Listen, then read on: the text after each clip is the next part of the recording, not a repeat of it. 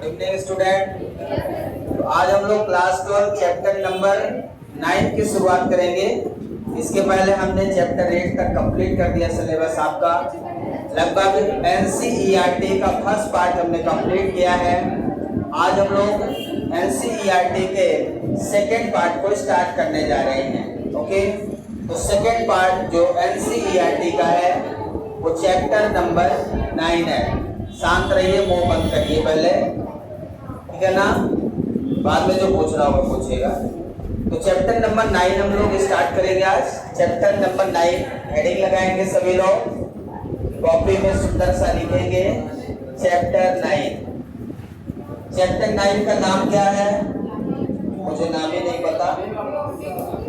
Chapter जो book में लिखा है वो रिफ्लेक्शन ऑफ लाइट लिखा है। तो अपन, ठीक है ना, रे ऑप्टिक्स अलग चीज है, वेव ऑप्टिक्स अलग है, रिफ्लेक्शन ऑफ लाइट मतलब ये सब लाइट के फेनोमेना है। तो अपन यहाँ पे रे ऑप्टिक्स डाल दे, चाहे तो रे ऑप्टिक्स ही डाल देता हूँ,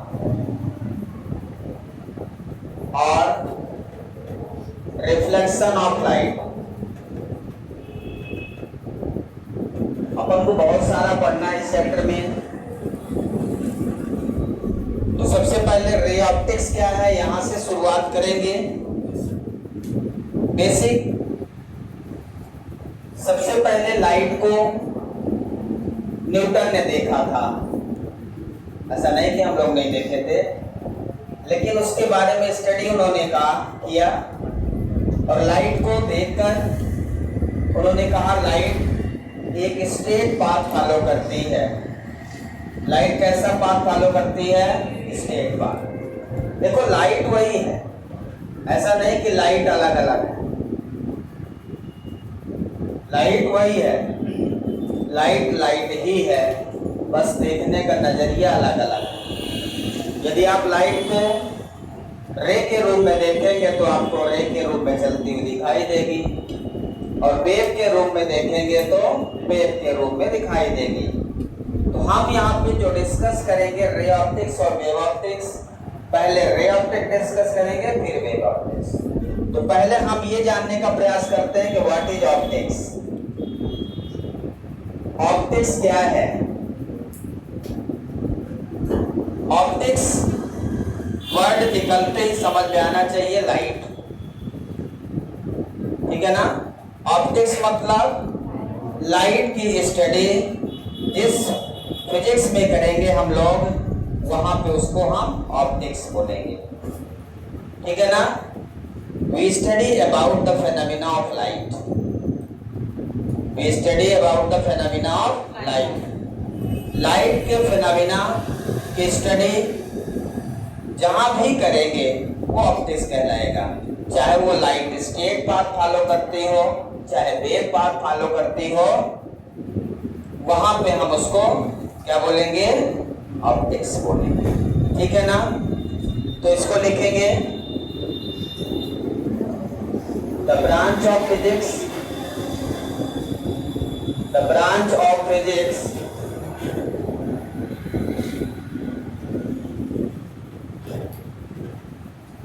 which deals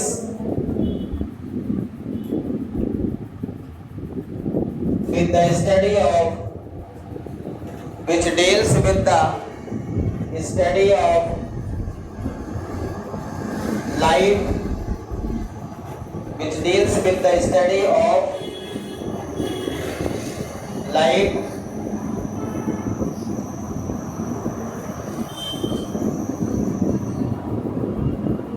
is called optics, ठीक है ना।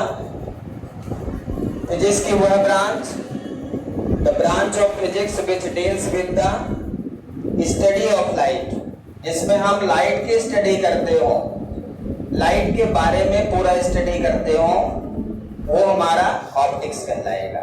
मतलब ऑप्टिक्स वर्ड का मीनिंग ही है लाइट, सीधी सी बात है। तो जो भी स्टडी करेंगे वो लाइट की करेंगे, और किसी दूसरी चीज की करना ही नहीं है।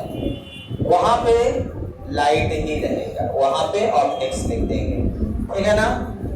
अब लाइट क्या है, लाइट क्या है, व्हाट इज लाइट। यदि हम आपसे कहें कि लाइट क्या है, सिंपल से definition, light is the form of energy. Light क्या है, light is the form of energy. Light is the form of energy due to which any things we can see. कोई भी चीज आपको दिखाई देता है बिकॉज ऑफ लाइट, बिना लाइट का कुछ भी नहीं दिखाई देता। तो light is the form of energy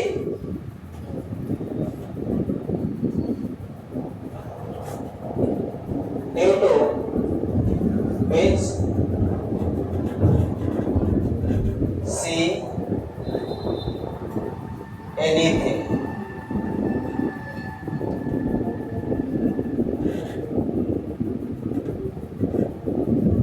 कोई भी चीज हमें दिखाई देता है जिसके कारण, किसके कारण दिखाई देता है, लाइट के कारण। which are enable us to see। light is the form of energy due to which या which are enable us to see anything, ठीक है ना, या due to which see anything, जिसके कारण, किसके कारण हम कोई भी चीज देख पाते हैं, लाइट के। Light is the form of energy due to which see anything, ठीक है ना, जिसके कारण हम कोई भी चीज देख पाते हैं। किसके कारण देख पाते हैं, लाइट के कारण, ठीक है। बोलिए, कोई भी चीज हम आपको देख पाते हैं बिकॉज ऑफ लाइट, आप हमें देख पाते हैं बिकॉज ऑफ लाइट।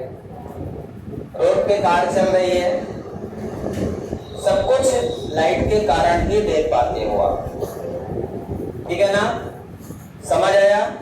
तो लाइट फॉर्म ऑफ एनर्जी, यहां तक कि पेड़ पौधे जो होते हैं वो लाइट से ही अपना जीवन चलाते हैं, खाना भी खाते हैं। कहते हैं ना, पेड़ पौधे खाना कहां से खाते हैं, लाइट से ही एनर्जी लेते हैं। क्या कहते हैं उस प्रोसेस को, हाँ, फोटोसिंथेसिस प्रोसेस, यही है फोटोसिंथेसिस, ठीक है, जानते हैं, अच्छी बात है। तो हम लोग भी पेड़ पौधों को खाते हैं, नहीं खाते।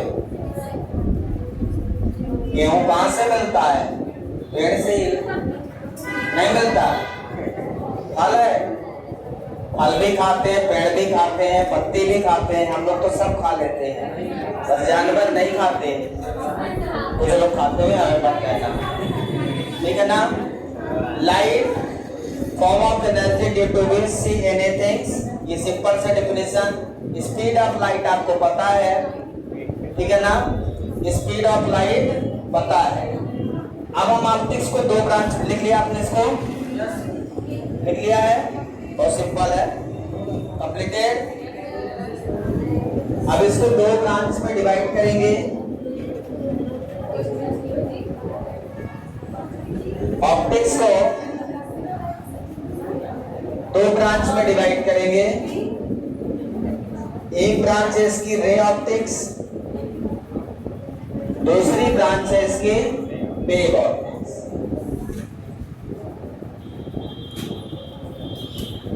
तो इस चैप्टर 9 में हम लोग रे ऑप्टिक्स के बारे में डिस्कस करेंगे, तो चैप्टर 10 में हम वेव ऑप्टिक्स के बारे में डिस्कस करेंगे, ठीक है ना।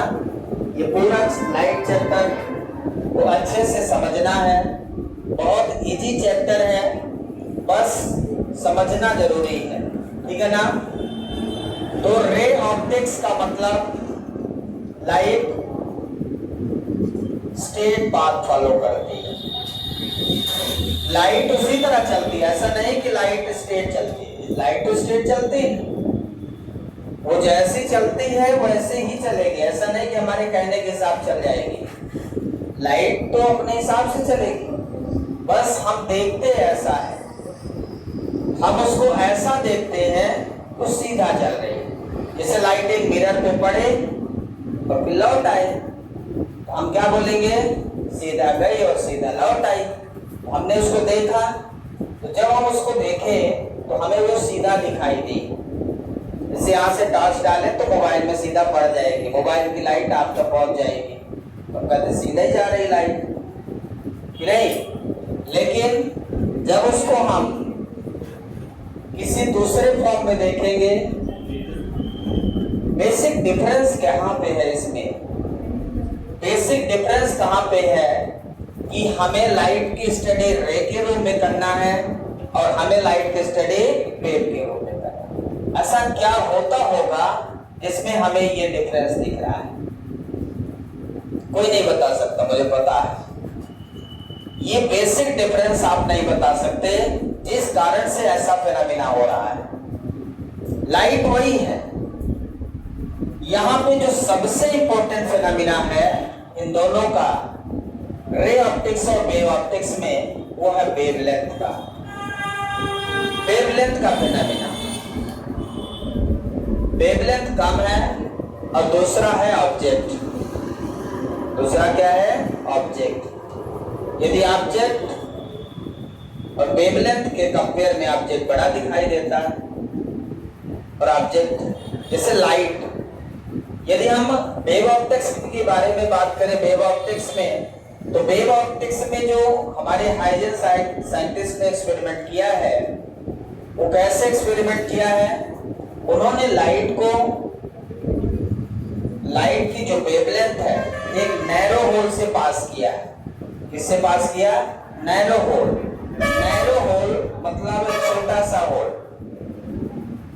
एक छोटे से होल को जब उन्होंने पास किया और स्क्रीन में देखा, तो उसकी जो सीधा जाना चाहिए था, जो नैरो होल है उसकी साइज, और जहां स्क्रीन है उसकी साइज सेम होना चाहिए।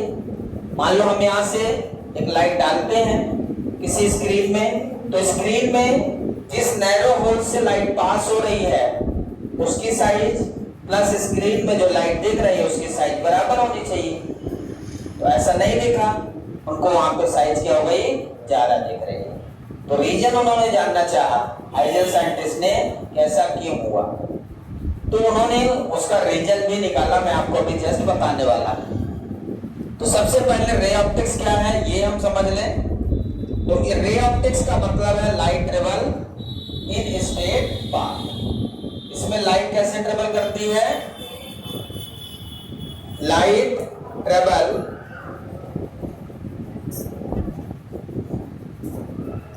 इन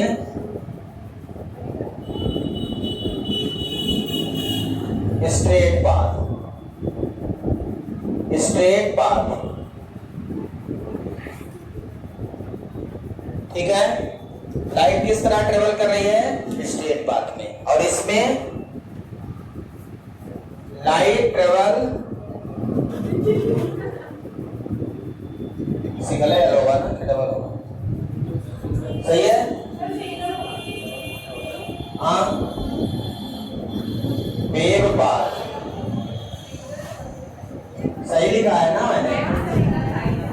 हाँ, लाइट कैसे ट्रेवल कर रही है?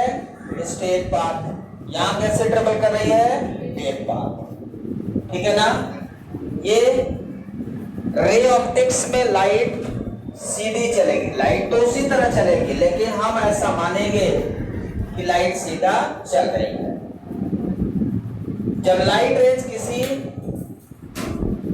बड़े ऑब्जेक्ट पे पड़ेगी, लाइट की वेवलेंथ के कंपेयर में साइज ऑफ ऑब्जेक्ट बहुत बड़ा होगा, जिसमें लाइट का फेनोमेना हम कर रहे होंगे, ठीक है ना। लाइट के वेवलेंथ के कंपेयर में साइज ऑफ ऑब्जेक्ट मच मोर होगा, तो उसे हम रे ऑप्टिक्स कहेंगे। ध्यान रखिए, यहां पे the size of object, the size of object much more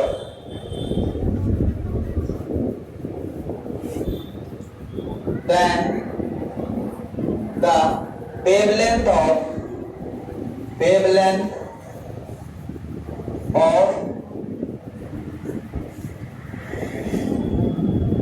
electromagnetic wave.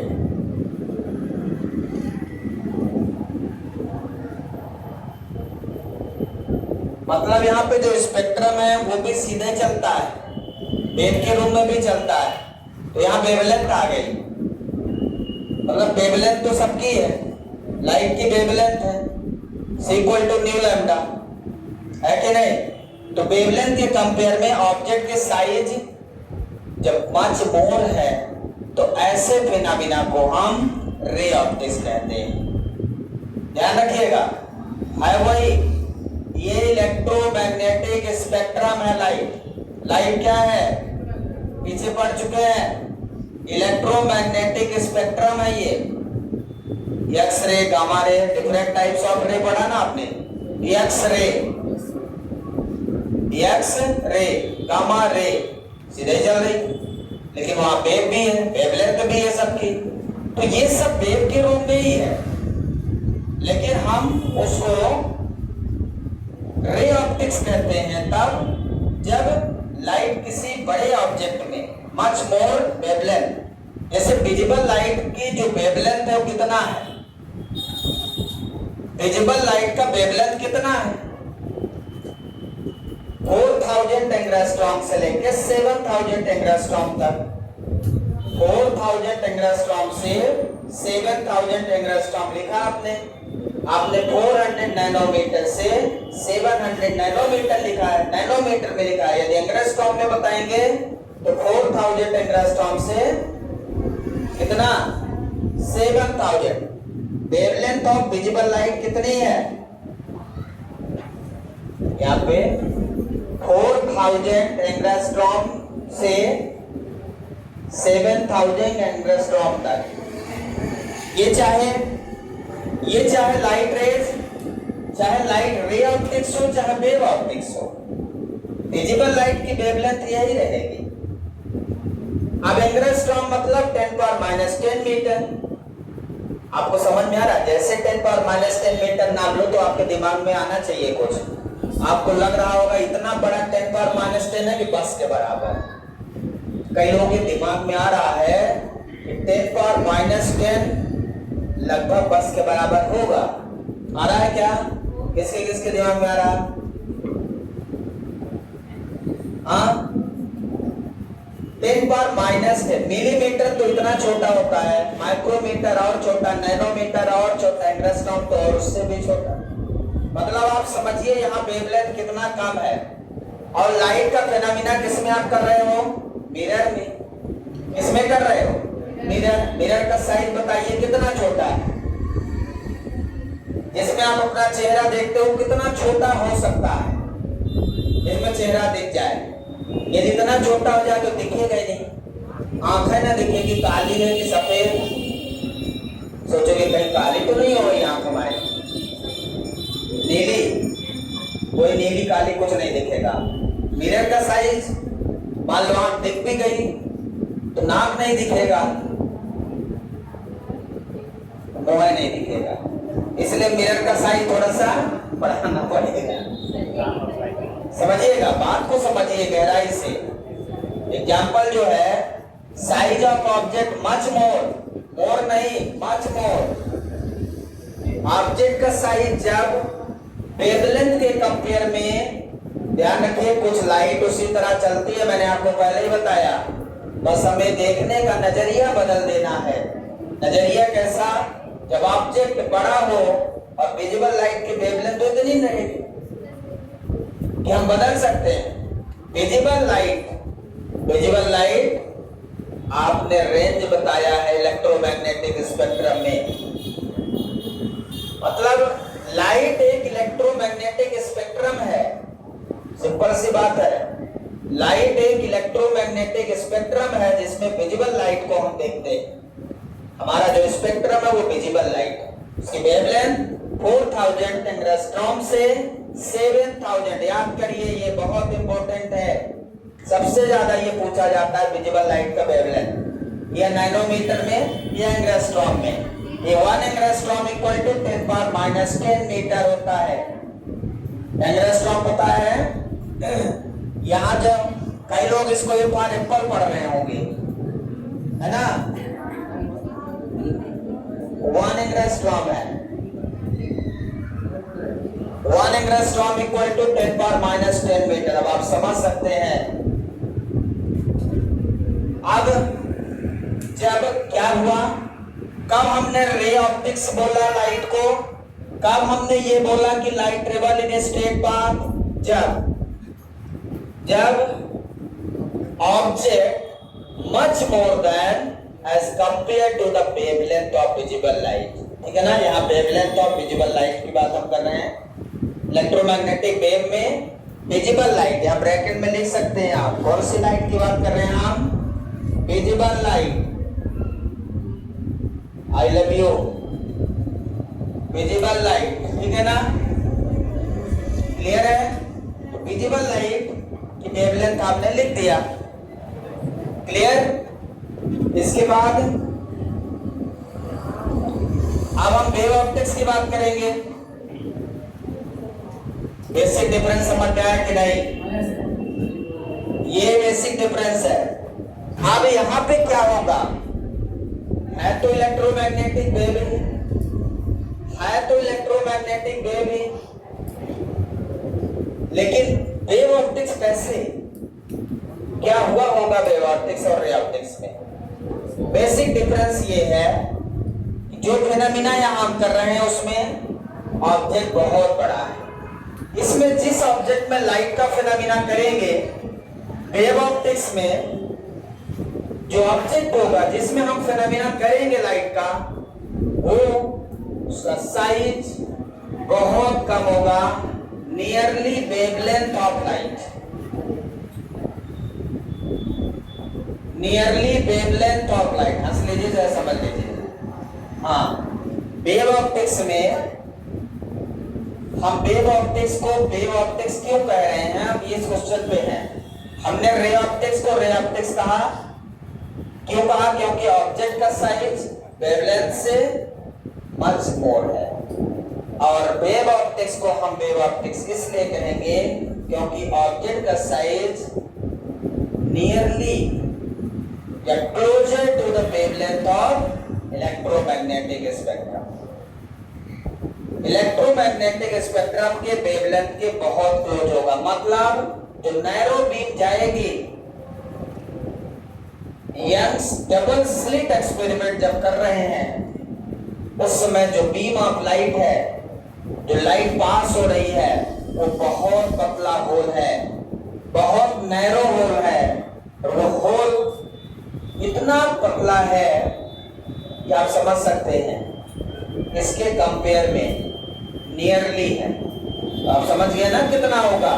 लगभग हम लोग देखें तो दिखेगा नहीं वो नैरो होल, एज कंपेयर है। तो हम इसको बोलेंगे द साइज ऑफ ऑब्जेक्ट। इसमें the size of object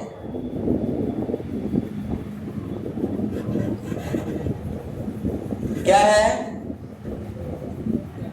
very close to wavelength of electromagnetic wave. Size of object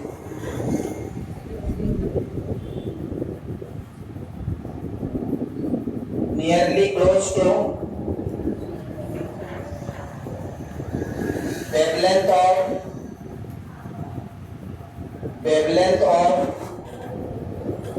electromagnetic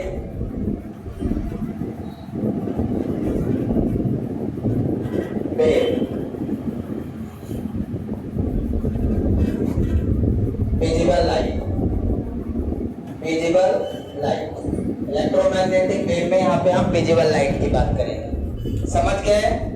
मतलब ऑप्टिक्स में दो ब्रांच की स्टडी हम लोग कर रहे हैं, एक रे ऑप्टिक्स है, दूसरा वेव ऑप्टिक्स। लाइट तो वही है, मैंने आपको पहले भी बताया, लाइट में कोई चेंज नहीं है। बस डिपेंड कर रहा है कि जो फेनोमेना आप कर रहे हो वो फिनोमेना कहाँ कर रहे हो। जब ऑब्जेक्ट बड़ा है और उसमें लाइट का फिनोमेना कर रहे हो तो उसे हम रे ऑप्टिक्स कहते हैं। वेवलेंथ के कंपेयर में ऑब्जेक्ट मच मोर है, और जब वेवलेंथ के कंपेयर में ऑब्जेक्ट नियरली उसके क्लोज है, क्या है, nearly close to wavelength of electromagnetic wave, क्या, साइज ऑफ ऑब्जेक्ट। तब उस समय जो फिनोमेना हम कर रहे हैं वो फिनोमेना हम वेव ऑप्टिक्स कहलाता है। समझ में आया? तो वेव ऑप्टिक्स और रे ऑप्टिक्स में बेसिक फिनोमेना जो है, बेसिक डिफरेंस जो है वो यहां से है। इस पॉइंट को ध्यान रखेंगे तो आपको समझ में आएगा कि जो फिनोमेना हम कर रहे हैं वो बेसिक रे ऑप्टिक्स और वेव ऑप्टिक्स में क्या है। यही मेन पॉइंट है, दोनों को अलग करने का एक ही पॉइंट है, वेव ऑप्टिक्स और रे ऑप्टिक्स। लाइट आ जाए तो हमने आपको बेसिक पॉइंट बता दिया। लाइट रे ऑप्टिक्स की स्टडी हम तब करेंगे जब ऑब्जेक्ट कैसा हो, मच मोर हो एज कंपेयर टू वेवलेंथ। इसमें ऑब्जेक्ट का जो साइज है वो कंपेयर हो, नियरली हो वेवलेंथ।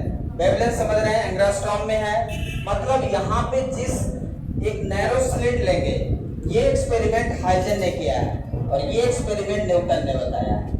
ये जो एक्सपेरिमेंट है ये न्यूटन का एक्सपेरिमेंट है, इधर जो एक्सपेरिमेंट है वो हाइजन का एक्सपेरिमेंट है। ठीक है, तो अब बाकी रिफ्लेक्शन रिफ्रैक्शन ये तो हर जगह होगा, चाहे लाइट वेव के रूप में चले। क्या लाइट वेव के रूप में चलेगी तो टकरा के लौटेगी? नहीं लौटेगी, वो तो होना ही है, लौटना उसको भी है, रिफ्लेक्शन उसमें भी होना है, रिफ्रैक्शन उसमें भी होना। क्या वेव जा रही है क्लास से पास हो जाएगी उस पार? नहीं होगी, हो जाएगी, मतलब वो सारी चीजें हो। हटा दें इसको। तो अब स्पीड ऑफ लाइट, लाइट की स्पीड जितनी यहां है उतनी यहां है। ये ना सोचना कि इसमें ज्यादा है इसमें कम है। लाइट की स्पीड कितनी है? 3 × 10⁸ मीटर पर सेकेंड। तो चाहे लाइट कैसी भी चले, रे के रूप में चले या वेव के रूप में चले, ठीक है ना। ये में इसमें जो कई सारी लाइट होती है, तो बहुत सारी लाइट जाती हैं उसको बीम ऑफ लाइट बोलते हैं। क्या बोलते हैं? Beam of light. मतलब बहुत सारी लाइट जब जाएंगे तो बीम ऑफ लाइट कहलाएंगी। ठीक है, इसमें जो एग्जाम्पल है हमारा वो क्या क्या है? रिफ्लेक्शन, रिफ्रैक्शन, रिफ्लेक्शन पढ़ेंगे, रिफ्रैक्शन पढ़ेंगे, ठीक है ना। लाइट आएगी, ये सारे फिनोमेना मिरर में करेंगे, ये ग्लास में करेंगे, ये प्रिज्म में करेंगे। प्रिज्म में रिफ्रैक्शन होगा, ठीक है ना, प्रिज्म रहेगा, ठीक है। प्रिज्म में फिनोमेना होगा रिफ्रैक्शन, ठीक है। तो रिफ्लेक्शन और रिफ्रैक्शन इसमें होगा, ठीक है। इसमें क्या होगा? रिफ्लेक्शन रिफ्रैक्शन तो दोनों में कॉमन रहेगा। क्या क्या होगा इसमें? डाइफ्रैक्शन होगा, डाइफ्रैक्शन होगा, ठीक है। इंटरफियरेंस होगा, डाइफ्रैक्शन होगा, इंटरफियरेंस होगा, पोलराइजेशन होगा,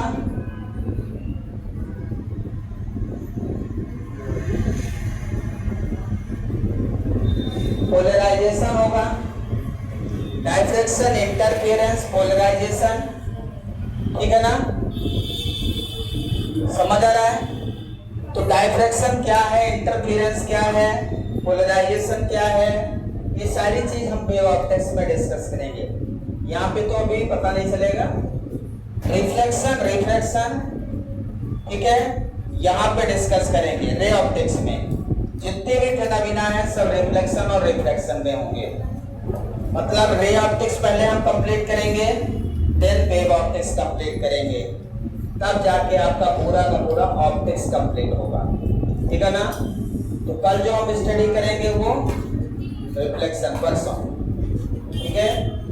thank you, have a nice day.